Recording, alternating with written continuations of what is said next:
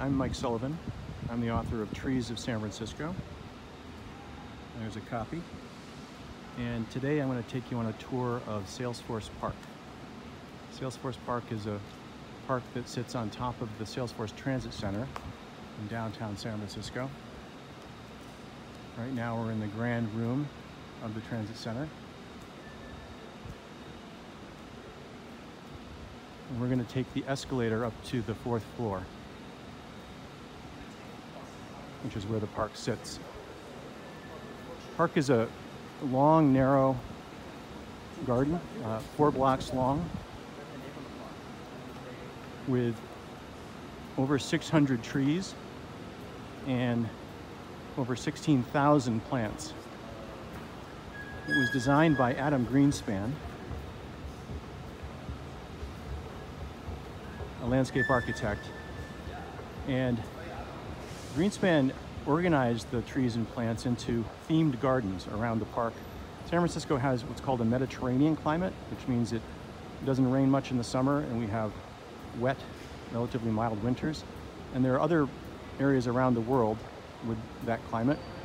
The Mediterranean, of course, Chile, South Africa, southwestern Australia. And so the gardens in the park are organized by those geographies. It's a really beautiful and incredible garden. In my opinion, it's the best grouping of plants and trees in the city outside of the Botanical Garden in Golden Gate Park. The problem is, as amazing as the garden is, the trees and plants aren't marked, with a few exceptions. So you don't really know what you're seeing. And so what I'm going to do today is take you on a tour of the park, and I'll point out some of what I think is amazing about the park.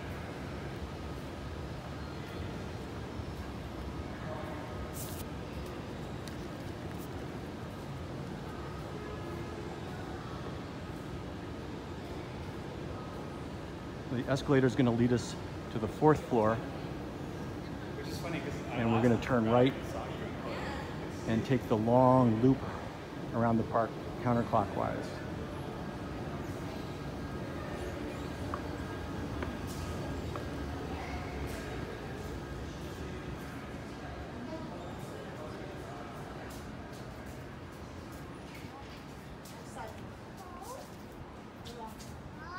The first thing you'll see here are some Brisbane box trees from Eastern Australia. These are very common in San Francisco as street trees. Our Department of Public Works loves them because they thrive and they don't need much maintenance.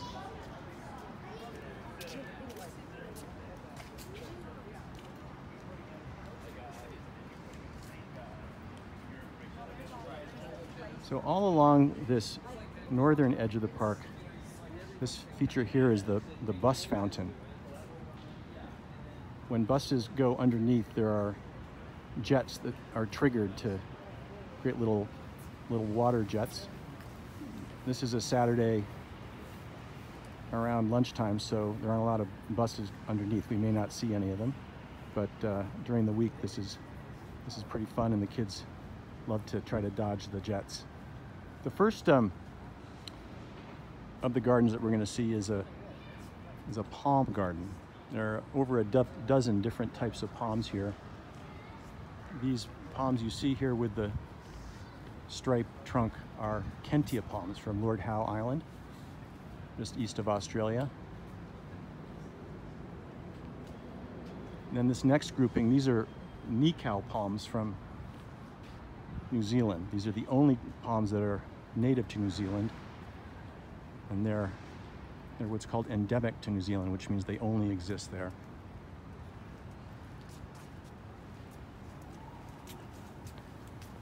Here's some more Nikau palms.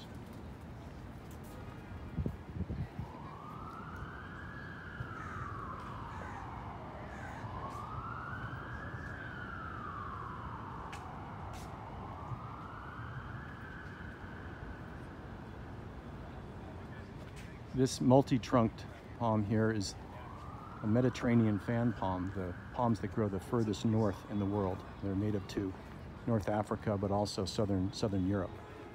And in back of them is my favorite palm in the garden, but we don't have a good view of it from here, so we'll wait until a little bit when we're on the other side of the garden.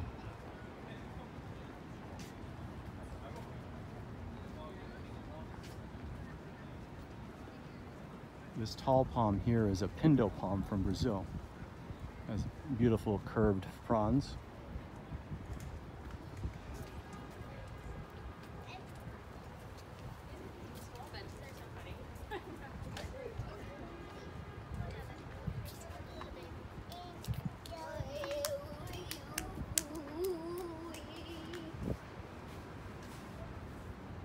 There's some African sumacs from South Africa. And now we're going to get into this California garden. So this tall tree that you see here is a Monterey cypress, native to some very tiny areas in central California. But it's one of the most common street trees, one of the most common park trees rather, in San Francisco. Huge number of them in Golden Gate Park and our other parks around the city.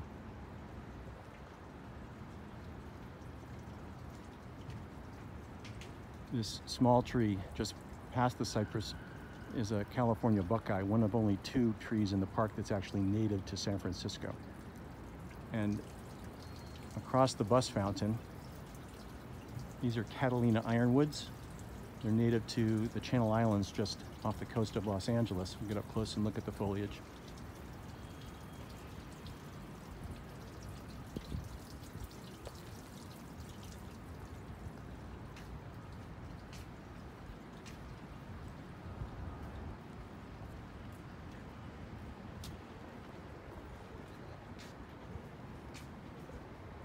These trees are strawberry trees, one of the top 2 or 3 most common street trees in San Francisco. I think Adam Greenspan this is a little botanical joke. These are in the California garden. They're really a hybrid of 2 European trees that was first found in a nursery in San Francisco during the Pan-Pacific Exposition in 1917. And because the hybrid was first found here, I guess he considers it a California tree. You have very pretty lily of the valley type flowers.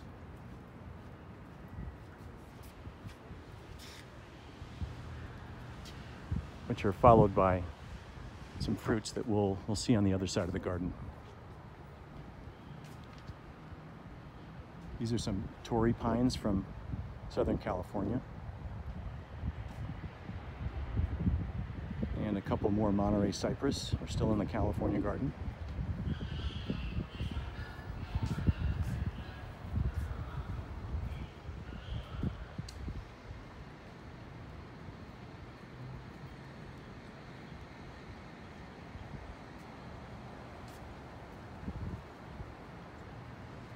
And this area is a California coastal scrub garden.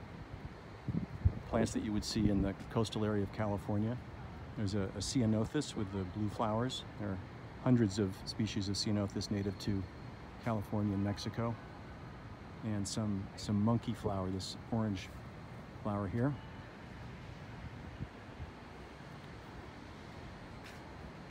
And now we're going to get to a couple desert gardens at the end of the park.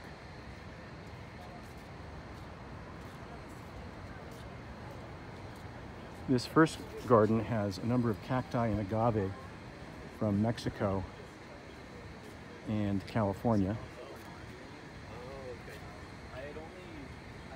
This agave is called a hedgehog agave, and the ones that look like cacti in the back are called whale's tongue agave, and both of those are pretty descriptive. But I think the star of this garden is the dragon tree. There are 3 of them.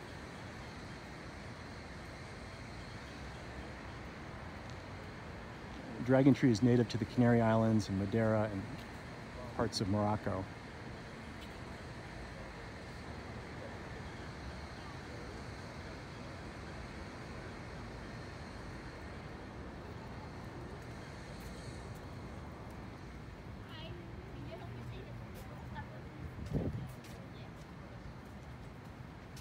I'll give you a little view of the lawn on this side of the park and some of the buildings that surround the park. There's the Salesforce Tower, tallest building in San Francisco. 181 Fremont, recently completed. The bottom half of the building is Instagram's headquarters. Eventually there will be tables.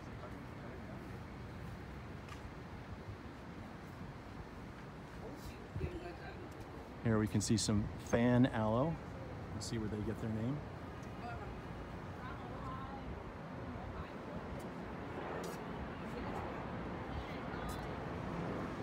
And this garden has a number of different types of aloe. The largest there is a coast aloe from South Africa. And there's the old Pacific Bell building, Art Deco beauty from 20s or 30s. It's now the headquarters of Yelp.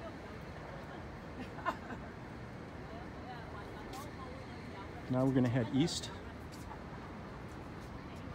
This is where the buses enter the transit center. The advantage of the center is that the buses don't have to fight with street traffic. They can come directly into the center. It saves the riders some minutes that way.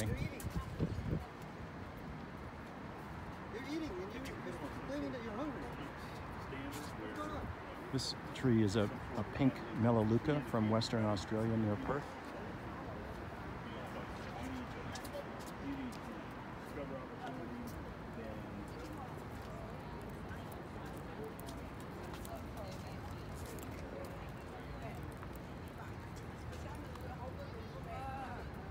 There's another pink melaleuca and some purple sea lavender from the Canary Islands.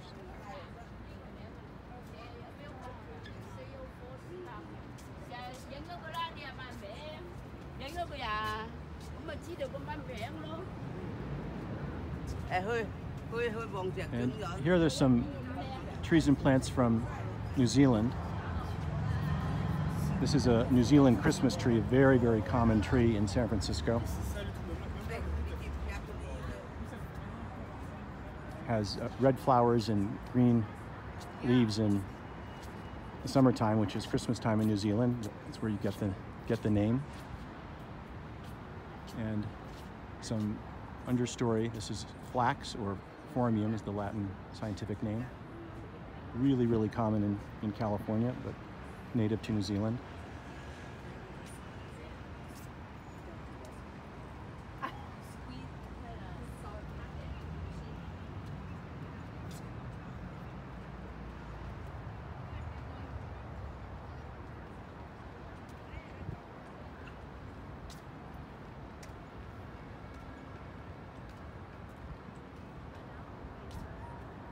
Common name for this flower is princess flower, or Tibushina is the scientific name, just starting to bloom.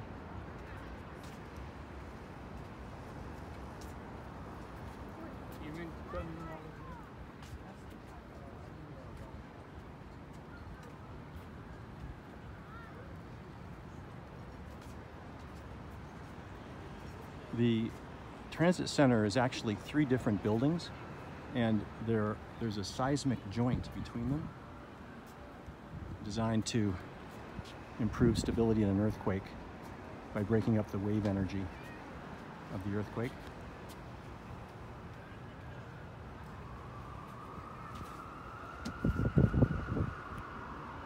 And now we're going to enter the Chilean garden. There's a mayten tree from Chile. Very popular in San Francisco among those who love kind of weeping willow type branching structure. And this is the tree that I think gets the most attention in the park. This is a monkey puzzle tree from Chile. It has extremely sharp leaves, if you can call them leaves. The tree got its name in the mid-1700s when a botanist or gardener brought one back from Chile and plopped it in his garden in Cornwall, and had a a garden party, and one of his friends came by and looked at the tree and touched it and commented, well, it would puzzle a monkey to climb that. And then the name stuck, became Monkey Puzzler, and eventually Monkey Puzzle. There's some more Chilean plants. These are rock purslane from Chile.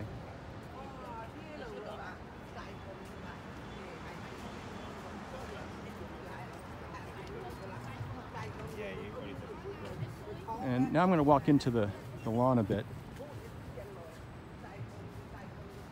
This large tree with a round crown is a Chinese elm. There are many, many different elm species. This is the one that's most common on the streets of San Francisco. And that palm that we're approaching is my favorite palm in the garden, the one I mentioned before. It's a Chilean wine palm, native to Chile and endangered there. It's got one of the largest trunks of any palm in the world, and it grows extremely slowly, so it's really amazing that we were able to get one this large in the park. There's another smaller one over there.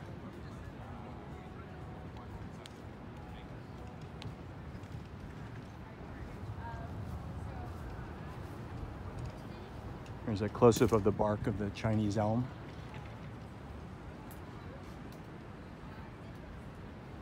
That bark comes off almost like puzzle pieces.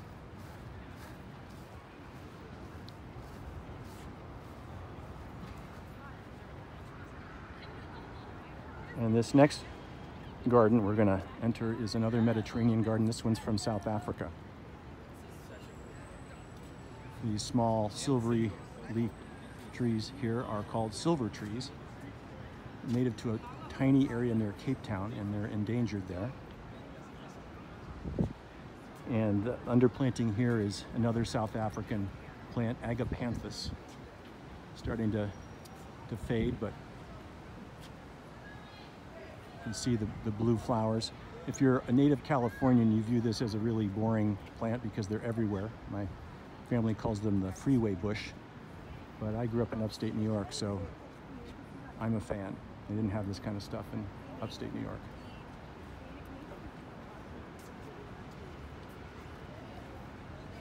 Here's a children's play area.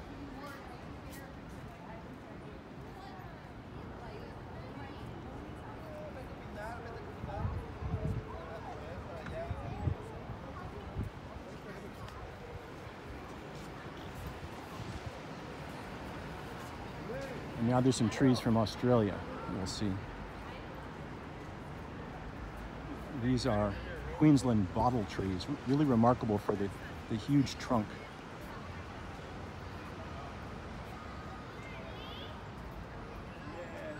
And the understory here are kangaroo paws.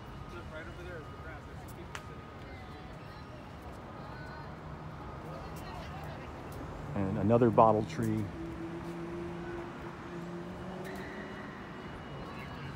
This next tree is a common name is a flame tree, very closely related to the Queensland bottle trees we just saw. The tree gets its name because before the leaves come out, the flowers are brilliant red in color.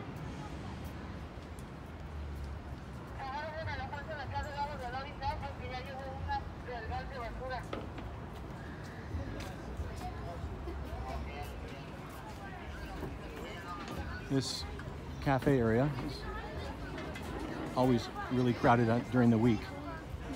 The trees that are planted in the cafe are California sycamores, native California sycamores that are extremely rare in the city at the moment. I don't know of any others other than the ones in this park, so it's sort of an experimental tree. And almost all the trees and plants in this garden seem to be thriving. This is the exception. These don't seem to be doing so well.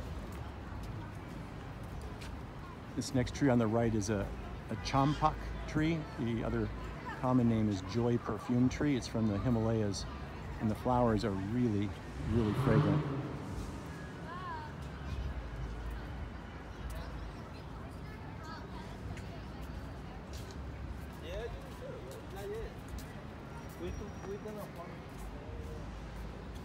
We're now going to enter the Mediterranean garden of the park. So here's an olive tree,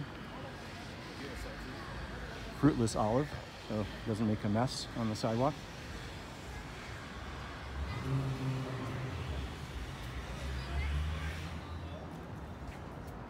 Here's some more of the strawberry trees that we saw earlier.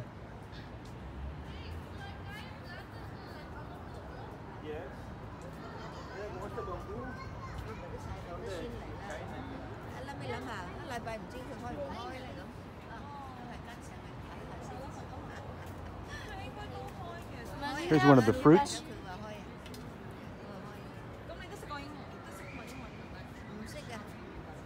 I think you should have been able to see the fruit was orange. The strawberry tree produces fruits that start out green and then turn yellow and orange and eventually red. And it has evolved to signal to birds when the tree is, fruits of the tree are ready to be eaten. When the fruits are red, they're good to eat for the birds, and the seeds inside are mature.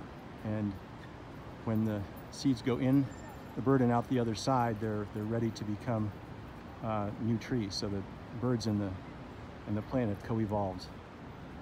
Here's another Mediterranean fan palm from Southern Europe and North Africa. You can see the spines on that frond.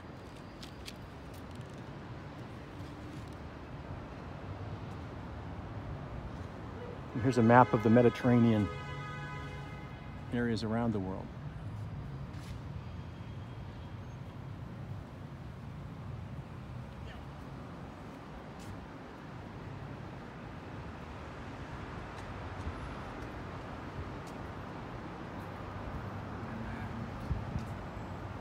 These are cork oak trees. These are the trees that give us the cork that's used for wine bottles, stoppers, and other uses. If we get up close to the trunk, you'll be able to see in the crevices the cork.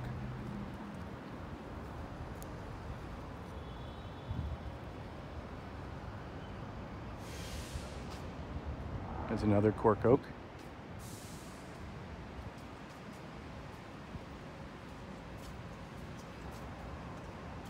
This is an entrance to 181 Fremont, so the Instagram employees can walk right out onto the park.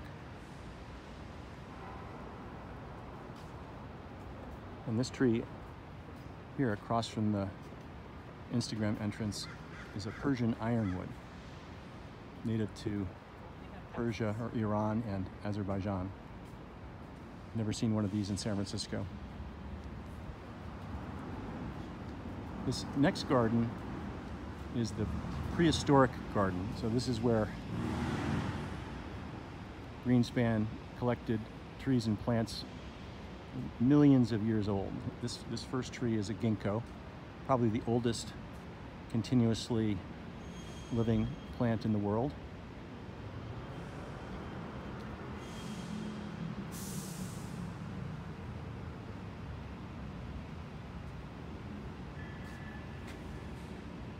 I'll interrupt the prehistoric garden to show you another grouping of California trees.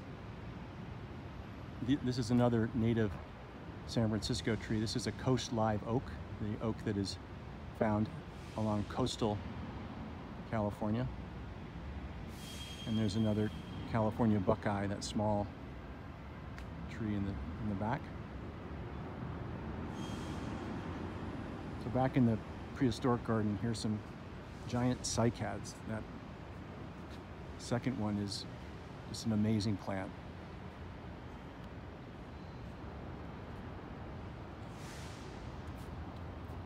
There's a Queensland cowrie from Queensland, Australia, and another monkey puzzle. You can see that amazing symmetry in the branching of the monkey puzzle.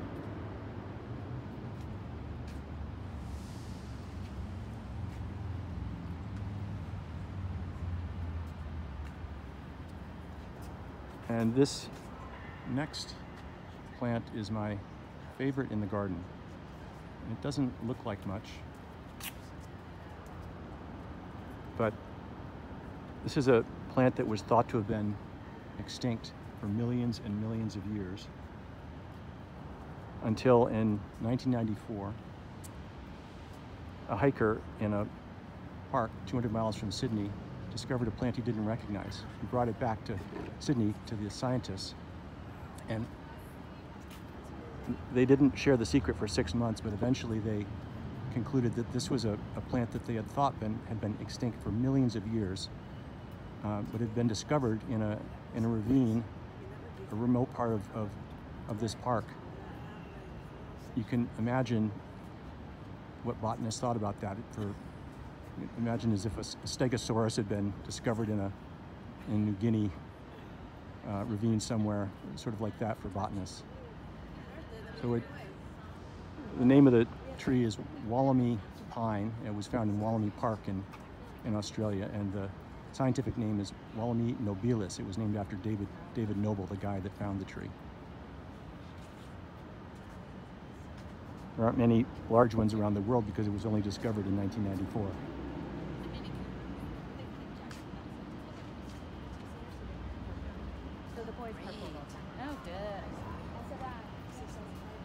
The water in the park is recycled, and eventually it ends up down on this end.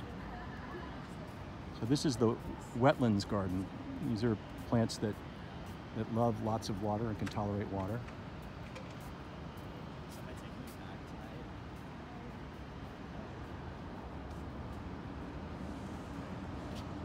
This plant here is Gunnera, the scientific name.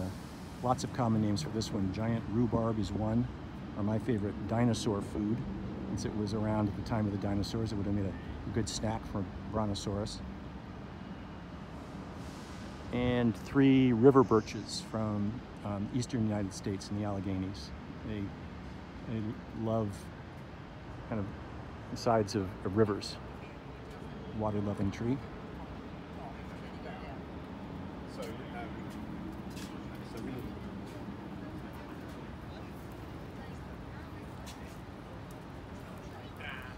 There's another great view from this end of the park.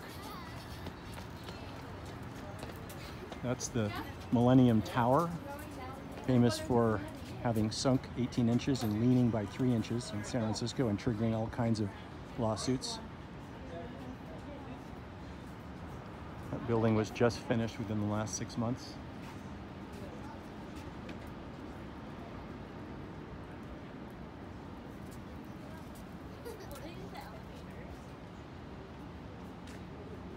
There's 3 more river birches and some more Gunnera.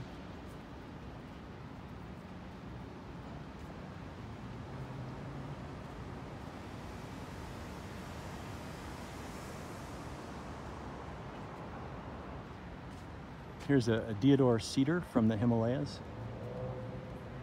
It's too big for street trees in San Francisco, but it's very common as a plant in lawns. And this is an incense cedar from Western North America, California, Oregon, Washington.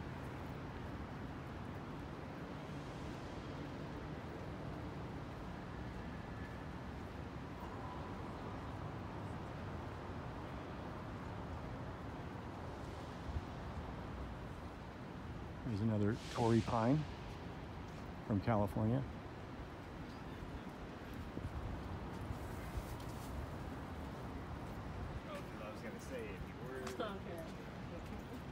And we're back to the bus fountain. I don't know that there are a lot of buses underneath, but whenever a bus drives underneath this fountain, the water jets shoot up.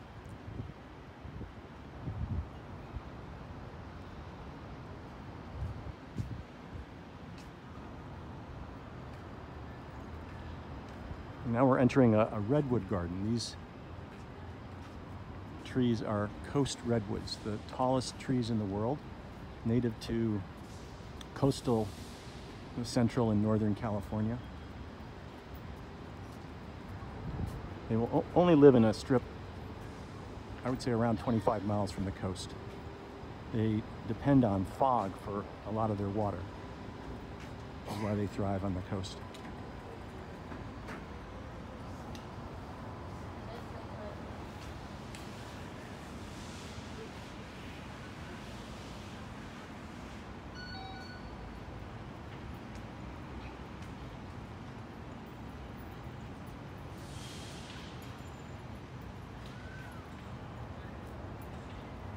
So this is the other entrance directly onto the park. This is the Salesforce Tower, and one of the floors of the Salesforce Tower opens up onto the park.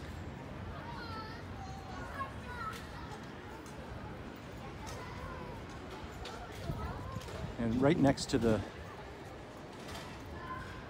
coast redwoods, it's maybe another botanical joke, Greenspan placed these trees. These are giant sequoias, so these are not the tallest trees in the world, but they're the most massive trees in the world. Native to the Sierra Mountains in California. And these trees have been designed to be very tall and vertical. The trees, the park has about 3 or 4 feet of soil under it, and obviously these trees, especially the bigger ones, need more than that. And when they run out of enough soil, they will slow down their growth. It won't get as large as they would in nature, and it'll almost be like a bonsai effect. So you get trees that are smaller than what you would find in nature.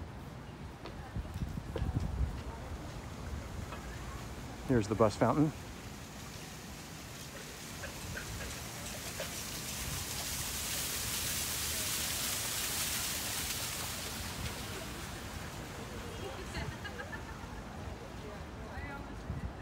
And now we're back to where we started.